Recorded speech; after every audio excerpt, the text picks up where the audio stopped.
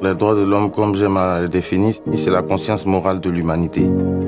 Je suis allé dans le domaine de la torture parce que je pense que c'est l'un des crimes les plus abominables qui puissent être commis dans cette humanité.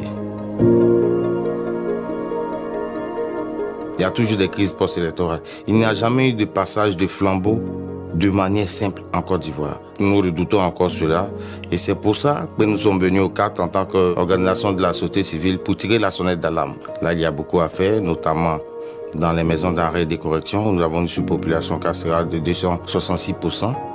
Les conditions de détention sont difficiles. Sur les 39 établissements pénitentiaires que nous avons en Côte d'Ivoire, nous avons pratiquement doté 25 établissements pénitentiaires de bibliothèques dans les pays, il ne reste que 14. Les victimes de torture ont besoin d'un accompagnement particulier, psychologique, médical, et qu'il faut que cette guérison-là s'étende sur le long terme. Je pense que déjà, avant d'arriver à aider la personne, que ce soit financièrement, matériellement, déjà lui donner la parole, c'est sauver l'humanité tout entière. Parce que je me dis que pour réaliser de grands pas, on va à tâtons. Je vous prends un exemple, nous sommes allés une fois en détention. Nous avons essayé de faire cet exemple-là avec des détenus.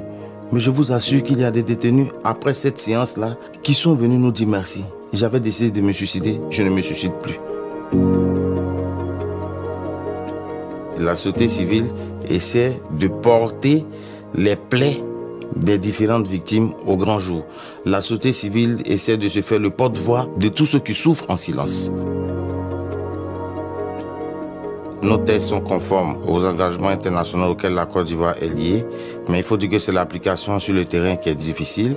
Nous voulons qu'aujourd'hui, l'État puisse prendre une loi spéciale, non seulement pour définir qui est la victime de la torture, pour essayer de définir comment on peut réparer une victime de la torture. Donc voici un peu, l'État a fait ce qu'il pouvait, mais nous aussi par rapport aux conventions internationales auxquelles l'État est parti, nous essayons de lui rappeler ses obligations.